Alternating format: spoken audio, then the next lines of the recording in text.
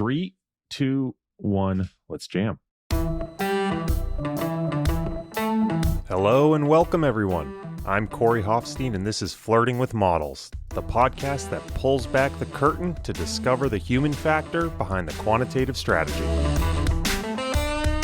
Corey Hofstein is the co-founder and chief investment officer of Newfound Research. Due to industry regulations, he will not discuss any of Newfound Research's funds on this podcast. All opinions expressed by podcast participants are solely their own opinion and do not reflect the opinion of Newfound Research. This podcast is for informational purposes only and should not be relied upon as a basis for investment decisions. Clients of Newfound Research may maintain positions in securities discussed in this podcast. For more information, visit thinknewfound.com. My guest in this episode is Doug Greenig, CEO and CIO of Florin Court Capital. Florin Court specializes in delivering an alternative markets CTA, trading over 500 markets ranging from Turkish cross-currency swaps to French power. We spend the majority of the conversation discussing what makes these markets unique from traditional markets traded by CTAs. For example, who are the players in these markets? What are the unique considerations for introducing and sunsetting markets, and why would we expect them to trend in the first place? Doug also explains why he thinks these markets tend to behave better than traditional markets, why you don't need special trend signals to trade them, and the significant diversification potential they can introduce. Please enjoy my conversation with Doug Greenig. Doug, welcome to the show. Excited to have you here. This has been an exciting time for trend followers the last year. This year, some major market moves. I know we're going to get into sort of a distinct element of trend following on this call, so I appreciate you joining me. Thank you for being here. Hey, thank you for having me. I've been looking forward to our conversation, Corey. Now, Doug, you are a mathematician by training, and you have done quant finance in several places over the last 30 years. Can you tell us a bit about those experiences, maybe some of the different models you've used in your career and lessons learned over the years? Sure. That's a big question. So let me dig into it a little bit. Well, to begin with, I started out in fixed income and macro trading, Goldman Sachs, and later on Greenwich Capital. And there we used a lot of term structure models, volatility models, and prepayment models. In particular, I did a lot of mortgage-backed securities, things like inverse IOs, which are actually very, very complicated fixed income derivatives with curve exposures, complicated optionalities, floors versus essentially swaptions, and indeed also prepayment exposure and prepayment risk premium. So that's one kind of thing. It's a very interesting business. Another area is what you could call cross-sectional systematic macro. And there you're sort of imitating the style of quant equity long-short. You're using factors to establish long-short positions in various sectors. For example, 10-year interest rate swaps. You'll be long some, you'll be short some in different markets in different countries, and be using factors to sort of determine your relative cross-sectional position. It's a very well-established type of trading. Of course, more recently, I've been focused on what you might call time series macro, the trend-following CTA style, which actually trades a combination of trend and vol. It's not just about the trend. It's what volatility does at various stages of the trend. That matters a tremendous amount. And I guess finally, I should say, from my earlier career, where I've been involved in discretionary trading earlier on, one thing you discover is that everybody, in a sense, is using an implicit or even explicit model of how the world works. Like, for example, how you look at, we're talking about the present, how you look at the U.S. economy right now depends on whether your economic framework is a post-Keynesian framework or a monetarist framework. You end up with very different answers about what you ought to do, which helps to explain why the Fed is confused. So I've seen models used in a whole range of ways, quantitative models and economic models. And most recently, of course, I've been focusing very much on trend and vol. You have a really unique perspective given the breadth of work that you've done. I was hoping maybe you could touch a little bit on who has been most influential on you in your development as a quant, as a portfolio manager, and maybe now as the manager of an asset management firm. Oh, that's a great question, too. If I leave some people off this list, I hope they will forgive me because there are a lot of people. I try to learn from everybody or as many people as I can and from all these different kinds of experiences that you pick up. But I would say Bob Litterman at Goldman Sachs, who was just a tremendous econometrician. And he taught me a great deal about how you do modeling correctly. He was actually a pioneer in the use of Bayesian vector autoregressions.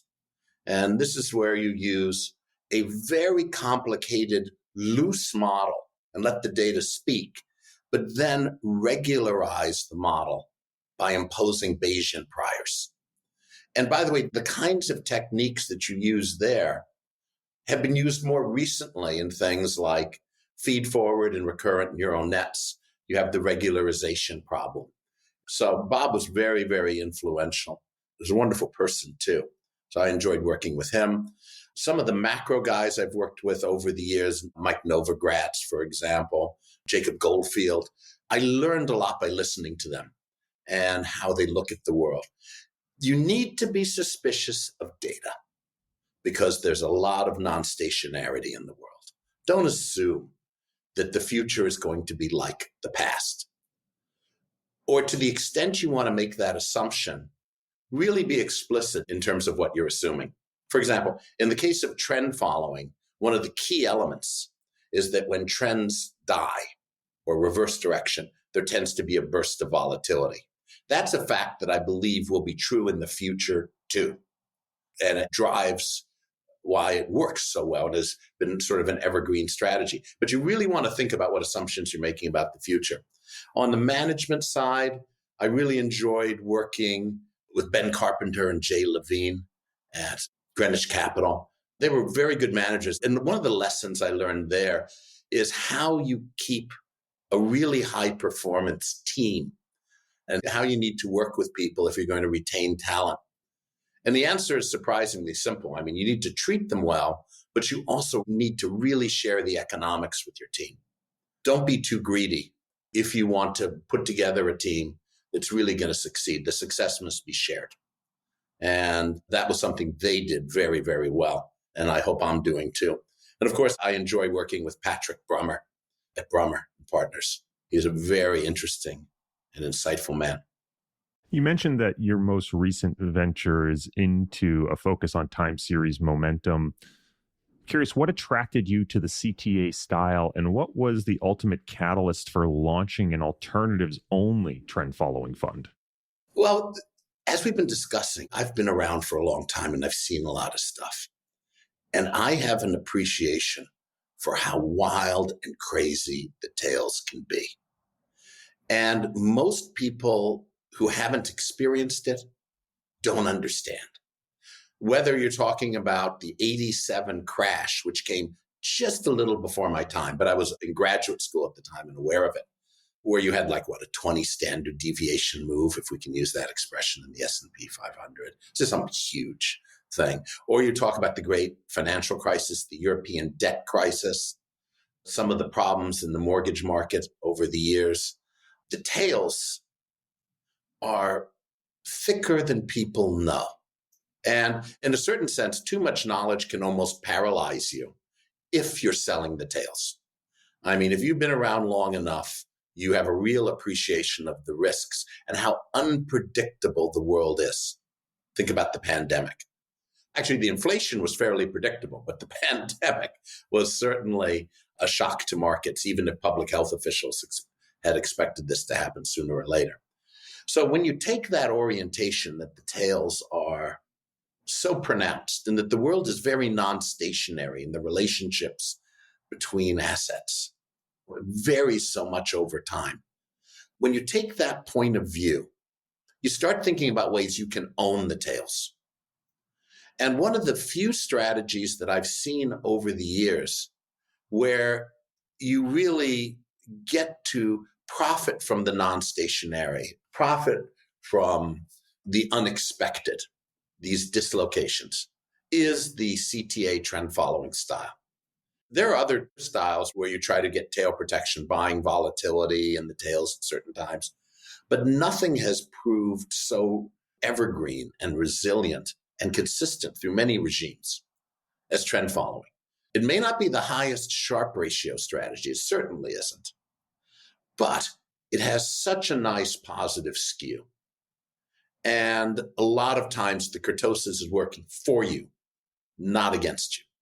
And so that's the attraction of the style. Now, what's the bad thing about the style?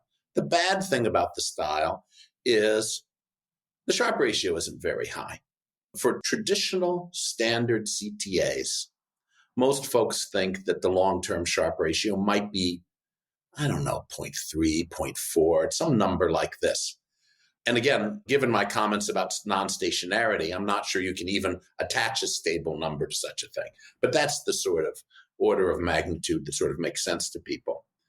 And if only that Sharpe ratio were higher, it would be an amazing strategy. I mean, can you imagine a Sharpe ratio 1 strategy where you have a big positive skew and when dislocations occur, you make a lot of money?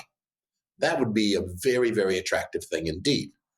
And that's what you can get if it's done correctly, an alternative markets trend. So that's the attraction right there. Just as a little bit of table setting before we really dive into these alternative markets, can you maybe provide a couple of examples of what you mean by alternative markets? Sure. French electricity, Colombian interest rates, Turkish cross-currency swaps, Turkish interest rate swaps, CTS. When I use the term alternative markets, of course, I am referring to alternative to standard CTAs. Standard CTAs trade, in general, about 100 futures markets and FX forward markets in total. About 100. Some do 125, some do 75. The European CTAs tend to trade, in general, more markets than the American CTAs. But we're talking about 100 markets. Anything that's not that gets to be called an alternative market. But again, this is a matter of semantics. That's what I mean by the way I use the word. But we select our alternative markets to actually be very orthogonal.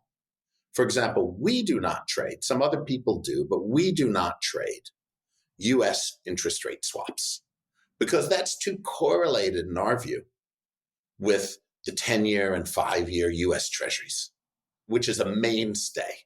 The futures on US treasuries are a mainstay of developed market CTAs. On the other hand, Colombian interest rates, India, China, those are not mainstay markets for regular CTAs. And we trade these markets through interest rate swaps, for example. So our working definition is orthogonal to the standard, or relatively orthogonal to the standard CTA markets. Well, given your use of the word orthogonal, I suspect my next question here might be a bit redundant, but I want to ask it regardless, which is, how different are these alternative markets from traditional markets? Are they truly idiosyncratic return streams, or do you find a significant degree of sort of common macroeconomic drivers, particularly in the tails? Like, I might imagine liquidity would be a common macroeconomic driver that could affect all of these markets. So you have both elements. All markets, to a greater or lesser extent, or at least the vast majority, do get affected to some degree by the major global themes. For example, if the Fed is tightening monetary policy and liquidity in general and monetary liquidity is declining around the world, that will actually ripple through a lot of markets. Likewise, if China is slowing down, or if China is providing additional stimulus to grow faster, that will have ripple effects. But these markets do have some exposure to the common themes, but they also have considerable idiosyncratic return and risk elements. For example, Turkey has gone through, 4 or 5 mini crises in the last 5 years. And we're all familiar with the inflation problem that Turkey has and the controversies within the Turkish political and financial world about how best to deal with it. The President Erdogan, has the view that higher interest rates are not what Turkey needs. The markets in general have the view that the conventional higher interest rate response is exactly what Turkey needs, and it needs a lot more of it.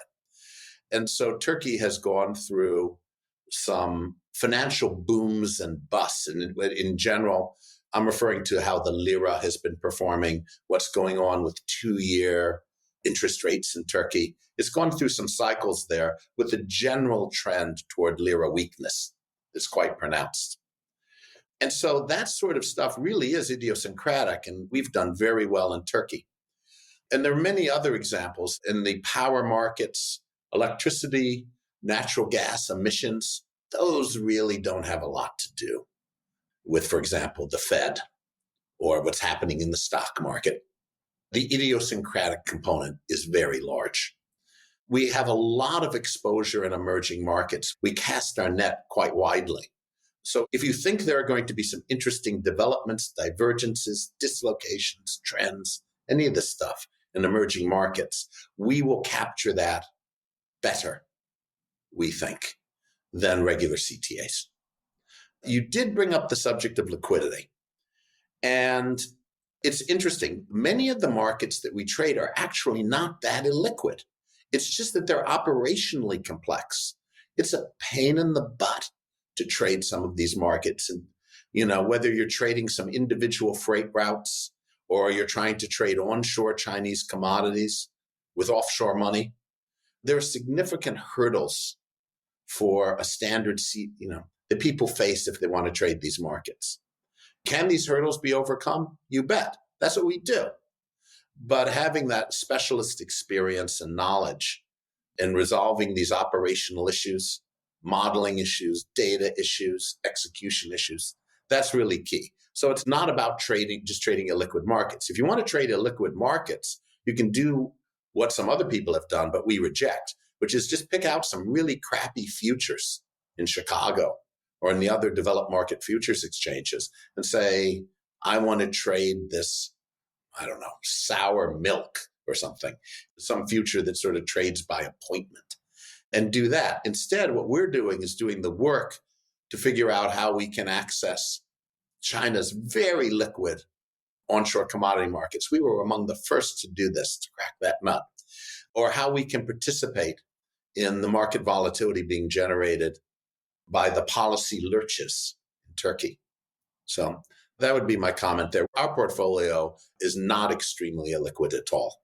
It's just a harder, more operationally difficult portfolio of assets.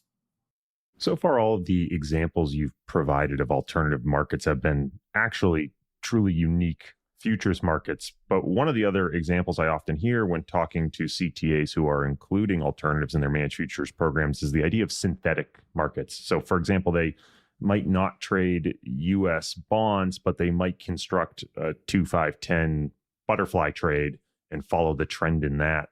Can you talk a little bit about whether you incorporate some of these synthetics, and if not, why not? We do to a very limited degree. But here's the challenge.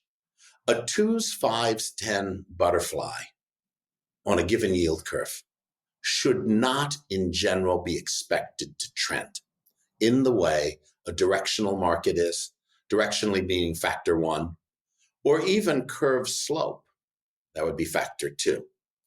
So whatever it is you're trying to trade trend on, you should sort of make sure that it makes sense to trade trend on it.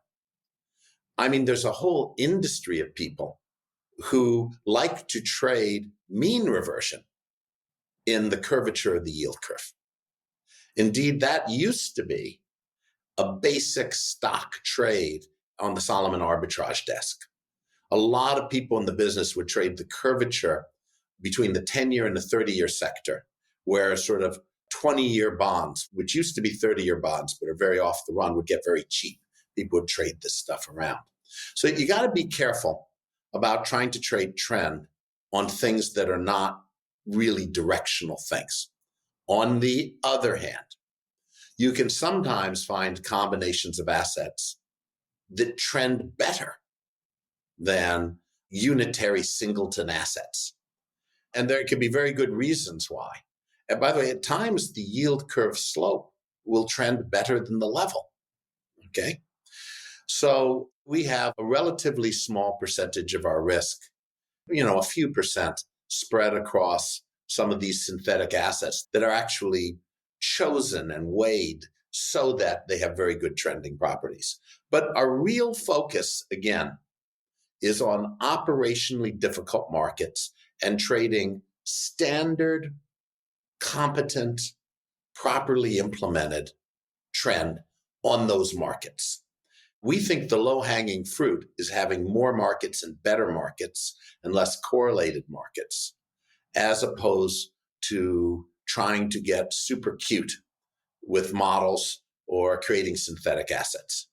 I mean, the basic orientation is there's very low-hanging fruit if you're willing to do the grungy operational work of onboarding these markets and building the portfolio from them. Given the operational difficulty in accessing some of these markets, I suspect that it might actually change the nature of the players in those markets. So here I'm thinking about, sort of the percentage of speculators versus producers versus consumers of those goods. Can you talk a little bit about how that composition changes in these alternative markets versus traditional markets and how that may create opportunities or challenges? Yeah, that's another good question. So you can see right away, studying the data or just thinking about the matter, that alternative markets offer superior diversification. We have 500 markets of things like steel rebar in China, South African maize, Malaysian palm oil, French electricity, California carbon emissions. You go through the list, Turkish interest rates and so forth. And you can see that a lot of them have very little correlation to one another, a lot of them. So you get that diversification. But the other thing that you get with these markets is you tend to get a better ratio of directional movement to meaningless chop.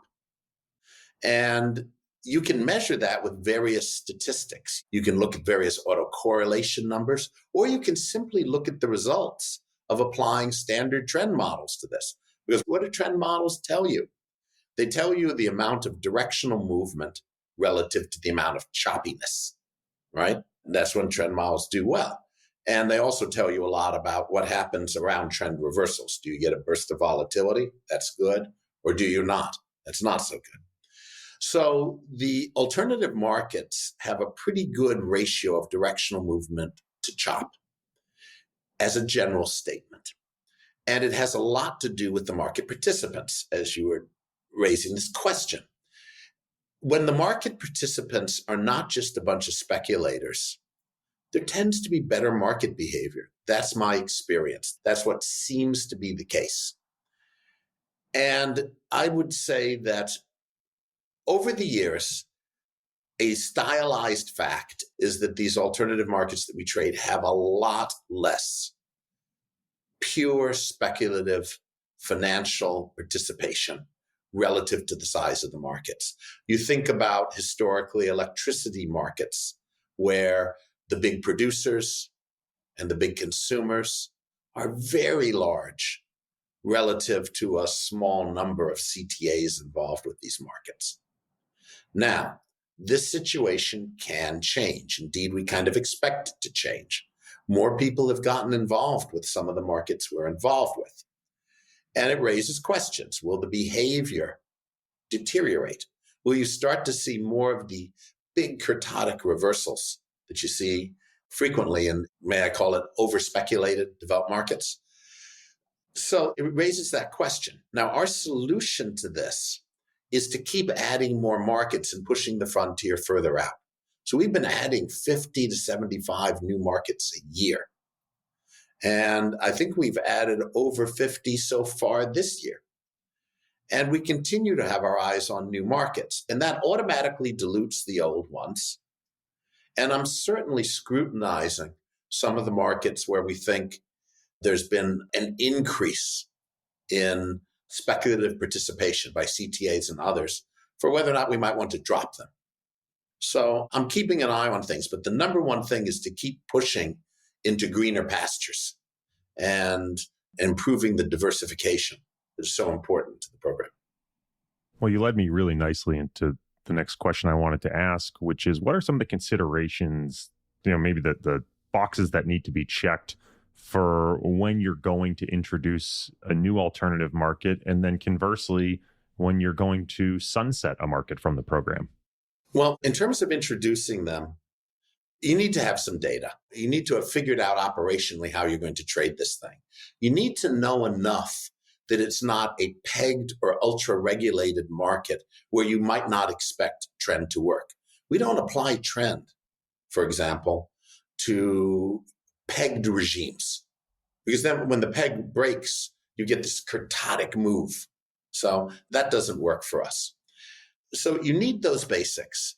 You don't necessarily need a vast amount of historical data because we apply relatively similar models across markets of similar liquidity. But you do need a very deep understanding of the liquidity of the market, how it varies over time, the depth of the market. And you also want to begin by trading small so that you confirm that your assumptions about transactions costs are borne out when you actually begin executing in those markets. So you're going to be trading them small for a while and gradually ramping up and making sure that the models that you're using for your transactions costs are right. You also want to be aware of idiosyncrasies that may influence the modeling. Credit, for example, you could use a Merton model to understand this point. Credit widens quickly and tightens slowly as a rule. And therefore, if you're trading credit spreads, we do that for a reasonable number of indices, your model needs to take that dynamic into account. So you want to understand enough about the market. You also want to understand if there are counterparty risks that matter. What are the risks of some kind of huge tail event in one direction or another? Although usually the tail is our friend, usually. So I think that would be a pretty comprehensive list. I hope I haven't left anything out on the stuff that we look at in onboarding a market. We're quite efficient about this because this is all we do. I'm not trying to run, despite my background, having done a lot of different things, this business is very focused. We're an alternative markets trend follower. And our job is onboarding alternative markets that diversify the portfolio or are different from what we have. That is obviously a very important consideration, the diversification effect of the markets, and to trade them effectively and manage the portfolio in a very precise way. So that's all we do. So, we're really on the lookout all the time for new markets to add. Things like Japanese power and Indian commodities are high on our to-do list for coming years. How do you think about quantifying or maybe exploring from a qualitative perspective the diversification potential of adding a new market when there's limited access and data availability? Well, sometimes you just use logic. For example, electricity markets are local markets, really, because an electron in the northeast of the US can't find its way to the power grid in the UK. Okay. So this is the reason that electricity prices are very, very different in the US versus the UK. The UK is more closely linked to Europe, for example. So you just understand logically that certain markets are really disconnected. You understand that emerging market interest rates and the stories around different countries are so much more diverse than the story in Western Europe, where the economic linkages. So some of it is just thinking and using common sense. In other cases where we have data, you can actually just model it out. Now, you need to remember that our portfolio is so big at this point. We cover all the main sectors that you can cover. And we have over 500 macro markets that we're trading around the world. Any one market that we add is a small incremental change. But that was also true when we only had 300. And the last 200 have been 200 incremental positive changes. For example, adding inflation swaps during the pandemic. That really paid off when inflation exploded. By the way, that is a market that you don't normally see a lot of good historical results trend following. However, it was perfectly clear with the amount of monetary stimulus that was occurring that introducing those markets and allowing the models to make up their own mind about future trends would be a smart thing to do. In the worst case, trends don't emerge and the positions are small. The models tell you to have small positions. But you wanted to have that option that if things were moving, the models could pick up on it. That's how I look at it. And again, when you have 500 markets going to 501, 502, the marginal effect is small. But hopefully in 3 years or something, we'll be having a conversation. I'll be talking to you about the 750 markets we have.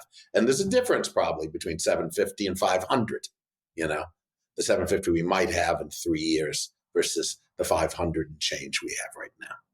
Given the breadth of markets that you trade, this might be an impossibly large question, but I'm curious from a theoretical perspective whether you think the reason these markets trend is fundamentally different than the reason we might see trends in more traditional markets. So, for example, one of the common arguments is that in traditional markets, we see behavioral herding effects, or we might see an anchoring bias, or a number of things that lead to the creation of a trend.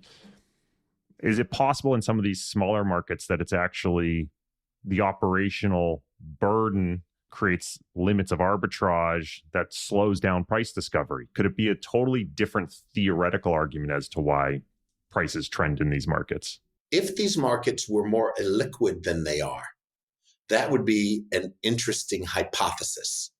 But these markets, in some places, are as liquid or more liquid. That none of the markets that we're trading really count as illiquid markets where there's some sort of slow-moving price discovery. The reason these markets trend is exactly the same reason that the developed markets trend. I think the question we've got to ask ourselves is, why did the developed markets trend less well than they used to from the standpoint of trend following? Now, the premise of my question is that trend following performance in general has declined over the last, 13 years or something in the developed markets. I think it has, even though trend followers had a great year last year. And I think the reason that developed market trend following is less attractive than it used to be is, for one thing, correlations among the assets they trade got higher, particularly during quantitative easing. At various points in time, the main theme for markets was, what are the central banks doing in terms of loosening monetary policy, or what are the central banks doing in terms of tightening monetary policy? There wasn't enough idiosyncratic, disconnected stuff to create the diversification that you need. Because remember, roughly, your Sharpe ratio goes up with the square root of the number of independent bets you have, as a kind of rule of thumb. So I think developed market trend following got too correlated, perhaps. The number of independent bets got quite low as we measure it between 2010 and 14, 15. So that, I think, reduced its performance. Another big element is the central bank, given the debt burdens that we see in the developed economies, there are very, very high levels of sovereign and corporate debt. And central bankers are very keen not to have a deflationary collapse. And so policymakers try extremely hard to prevent severe depressions, recessions, and financial collapse. We saw that in the great financial crisis. We saw even more of that in the first 2 years of the pandemic. But what this means is they are trying to stop out trends using monetary and fiscal policy. So I think that hurt trend followers in the 2009-10 period. And things have become more interesting again now that central bankers have less freedom because of the inflation problem. So alternative market trend works better because you have greater diversification. You're getting more of those idiosyncratic trades, and you're not really the target of central bank market control, if I can call it that. or attempts at market control. Given the operational complexity required to access a number of these markets, which might preclude less sophisticated players, is it possible that there's actually more sharks swimming in the same pond and that it's actually harder to extract alpha in some of these markets because it's only sophisticated players that's operating within them?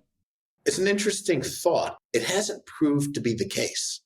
I mean, we made around 30% in 2021. This is a 10 vol. 20%, about 20% last year. We're not seeing it. We're seeing very good performance of our models in these markets. I think that perhaps the reason is that the other participants in the market are not primarily speculators working on the same time scale as we are. The example of the power markets historically being a good one. So you can have two sophisticated people trading in a market with different motives and different time horizons, and both of them sort of making money. Of course, you need to have other people on the market as well. But the point is, I haven't seen that because the performance of alternative markets trend has actually held up very well. I mean, an interesting question is, are the alt markets behaving better or worse than they did 3 or 4 years ago? And to the extent you can measure it, it looks like they've been performing better for the past 2 years, at least as well. And you haven't seen developed markets trend signals holding up as well over the past decade, although we've had a couple of really good years in that period. We've been talking about trend following fairly generically, but there are, of course, so many different ways a trend following program can be implemented, which is why you see such large dispersion among trend following managers, even if they're all trading the same markets. Is there anything you have to change about your trend following programs to trade these markets versus the way traditional markets might be traded? We have to be mindful of the liquidity. But as I've said, it's not as if we're trading terribly illiquid assets or anything like that. The answer is basically no. There's nothing you need to change, but there are some things that you need to think about. You see, developed market trend followers struggle with the issue of their relatively low Sharpe ratio. And so there are things that they do to try to mitigate that. One thing that they sometimes do is they trade very, very slowly, which allows them to try to collect more carry or something. Another thing that they do is many of them introduce large carry signals into their models in fixed income, in currencies, sometimes in commodities as well. Or introduce other ways of either selling volatility or collecting risk premium. In a way, trying to improve their performance in between those occasional dislocations that occur every 5 years in the developed markets. We, on the other hand, are starting out with a more diverse, better set of markets, in my opinion. And because you're starting out with that better set of markets and with a Sharpe ratio that's 1 or higher, because you're doing that, you don't need to compromise. You can in other words, you don't introduce a bunch of crappy alt risk premium signals. You don't do much in carry. You keep things very pure with an overwhelming weight on trend and try to keep that convexity. Now, you can do the same thing in developed markets, but those long periods of pretty stagnant performance discourage investors and discourage the manager. The great thing about alternative markets is with a diversification level 4 times higher in terms of the number of independent bets, for example. That's about the right number, in my view. With that, you're starting in a much better place. And so you don't need to be giving away any of that tail performance and positive skew that make CTAs such a compelling strategy distributionally. I would imagine that one of the challenges in a program like this is actually figuring out how to construct a portfolio from these 500, potentially 750 markets in the future. For example, thinking about things like balancing statistical risk, operational risk, regulatory risk, and maybe capacity constraints in certain markets. Curious how you think about that actual portfolio construction problem. It's a tricky problem. It's a tricky problem. And we all know that the correlations among markets can be unstable. And so a highly optimized process playing off one market against the next because of a transiently high magnitude correlation is not a good way to proceed. Instead, we go for robustness. So what we do is we use a tree structure for constructing the portfolio. And the starting point intellectually is the idea of having a similar amount of risk in all of the branches and all of the twigs. However, you need to take into account the fact that markets like butane and propane are going to be very correlated. So we take that into account and kind of group things in a tree structure. In addition, we use a method of dynamic gearing where the changing correlations are detected as changing levels of delivered volatility from different twigs, branches, and limbs of the tree. And so the system automatically adjusts so that the volatility that we're delivering moves toward the desired level, whether that's from changing volatility in the singletons or whether it's from changing more often from changing correlations. How do you measure capacity or trading costs in some of these markets that are more difficult to access? And in particular, I'm thinking about markets that might trade bilateral OTC. You begin with talking to the dealers and discussing their market share, how big they are, how big the overall market is, typical bid-offer spreads. And by the way, whenever we go into a market, we actually always request a two-way market. So we're continuously gathering data as we execute trades on the width of bid-offer spreads and so forth. And by the way, our trading isn't always as predictable as you would think. So we get a lot of data on this. I would say that we have regular meetings. We have a dedicated trading team of 3 guys who are all experienced execution traders. And so those trades that we don't execute electronically, we have, a lot of contact with the dealers and are sort of gleaning what conditions are. And even on the trades that we execute electronically, we're measuring slippage. We have meetings at regular intervals, measuring the slippage of each kind of asset with each kind of counterparty and each individual named counterparty. And so we're gathering all of this data and keeping very, very careful track. But before we enter a market, we engage in these discussions with the counterparties. And then when we begin in the market, we're trading in small size, confirming our impressions about what market conditions are like. And occasionally we'll change our mind and drop a market. We dropped Australian Power at one point early on, simply because the liquidity conditions were too variable in our view. It just wasn't worth the trouble. It helps having a lot of experience with stuff because, as I said, we started with about 200 markets. We now have about 500 markets, onboarding markets, assessing liquidity conditions, talking with dealers and brokers, estimating the size of an over-the-counter market. That's sort of what we do for a living. And it's very key to our success with this program. Obviously, the demand for trend following strategies has picked up fairly dramatically in recent years. How do you think allocators should think about introducing an alternatives only trend following program to their portfolio at large, and then maybe in particular in combination with a more traditional program? Well, allocators need in general, traders in general, people managing capital in general, all of us need to think a lot about dislocations, the tails of the distribution.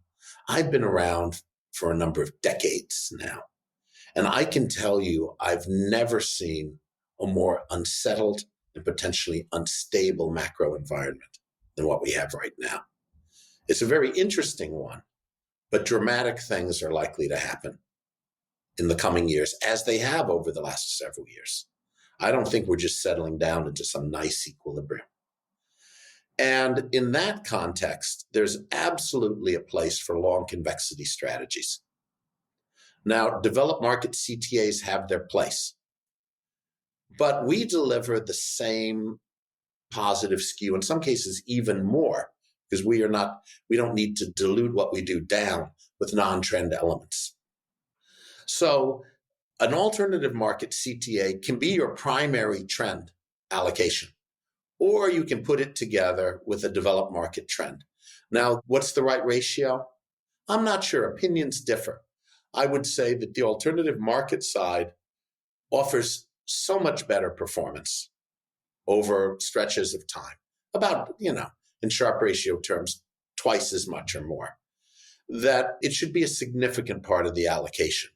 If you agree with my thesis that owning the tails through trend following programs and long convexity strategies makes sense. You mentioned earlier that the competition in this space has started to grow. When I talk to a lot of the larger trend followers, they all mention that they've been trying to expand their alternative markets programs over the last couple of years. From your perspective, what characteristics should an allocator be looking for when they do due diligence on an alternatives program? Well, the first thing is it needs to be the right size.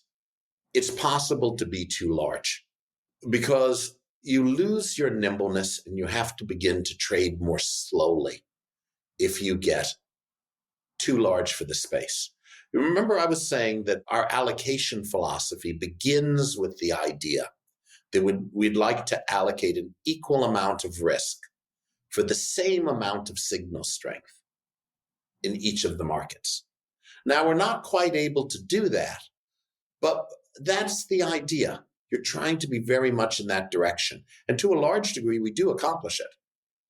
If you go from a size of 2 billion or 3 billion to triple that, all the work that I have done indicates that you're going to lose a fair bit of that diversification. You're going to have to stuff more stuff into the most liquid of those markets, losing some diversification. You're going to need to trade more slowly, and you're going to have a variety of issues. For example, you'll find it hard to hit your volatility target, according to the modeling work that we've done. It just becomes ungainly. And I think our results show that we have, in comparison with peers, that we have a very good size. So our capacity is in the context of about 3 billion. We are not planning to be much larger than that. That's where you can manage a fund very effectively. So size is important. Next point. You want it to be reasonably orthogonal from the developed markets. I don't think it's a great idea to be trading US interest rate swaps.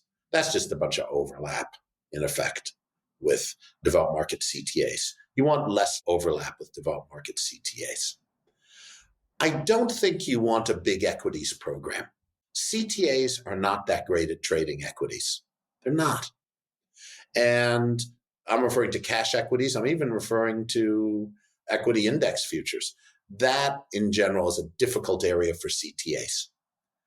And so beware. It's a place where people can get capacity. They can grow.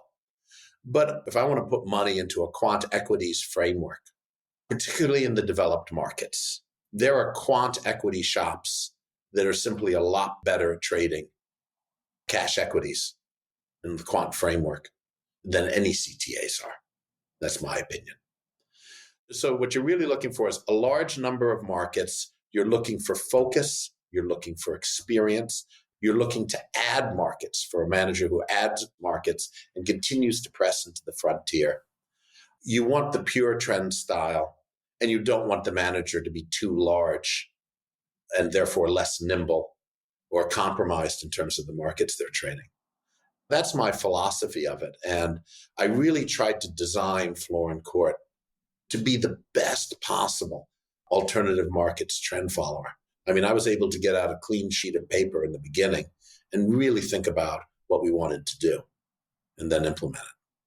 I noticed that missing from your examples of alternative markets was any mention of crypto, which is an area I've spoken to other trend following shops as having included in recent years. Is this an area that you've explored introducing into your program? Oh, that's a great question. We were involved with crypto before crypto futures were available, but we had to use exchange traded crypto derivatives. Okay. Was it BTC, for example? And there were others that we used to get involved with the market. I think it was in early 2017 we first became involved. And then we've looked to expand our activity in the market.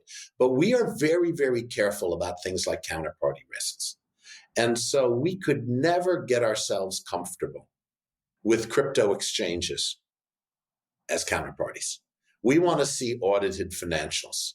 We want to see all the things that a pension fund, because we have some real blue chip investors, very much oriented toward pension funds and endowments and sovereign wealth funds. They expect, and we expect, that all the counterparties that we deal with are absolutely top class and that we have conducted a very thorough process of vetting them. And we just couldn't get there with the crypto exchanges. We couldn't do it. So when the futures became available, we took more risk in those. And the crypto has been a very productive sector for us.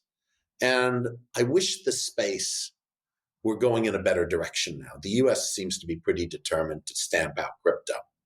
But what's held us back really is the counterparty problem. You've spent your career straddling sort of both quant and discretionary in your different roles. Given that perspective, maybe you could share some thoughts around what do quants typically get wrong and what do you think non-quants get wrong? Quants often do not appreciate how non-stationary the world is. They worship data a little too much.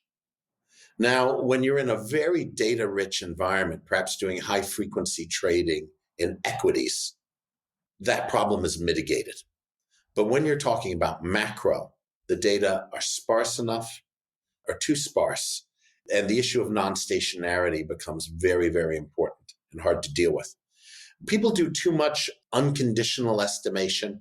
Let me see if I can come up with an example. An outside reversal is an interesting technical signal, but outside reversals primarily matter in the late stages of certain kinds of trends. And then outside reversals mean a lot. But much of the rest of the time, they don't mean anything.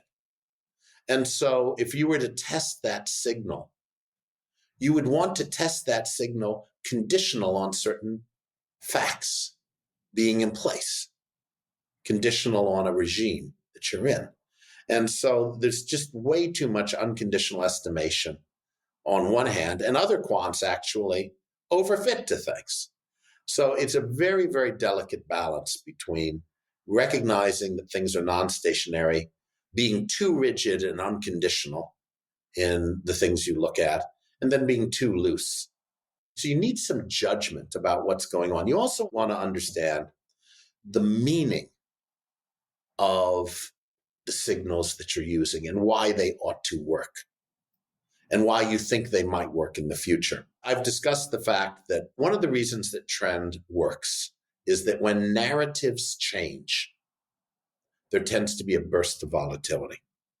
It's an idea that I picked up from Minsky. You can read about the Minsky framework in Kindleberger's book, for example.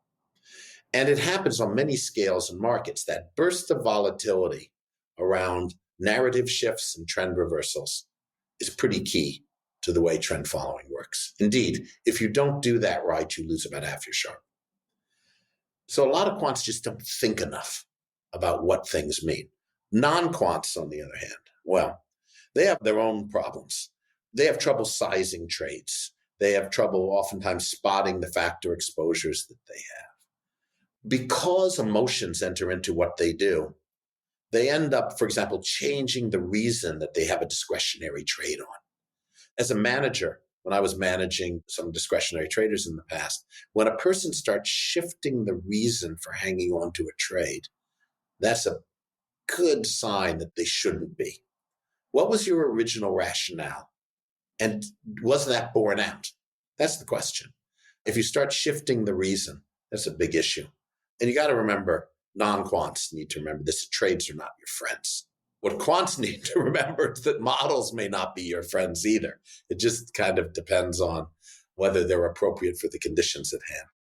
Well, Doug, last question for you here, and I want to sort of play into your background in macroeconomics. CTAs struggled in the 2010s, and you started to touch on this a little bit in a prior question, but I wanted to get your thoughts on the current macro environment and whether you think the coming years will ultimately be good for trend and long convexity strategies. Well, of course, what did Yogi Berra say?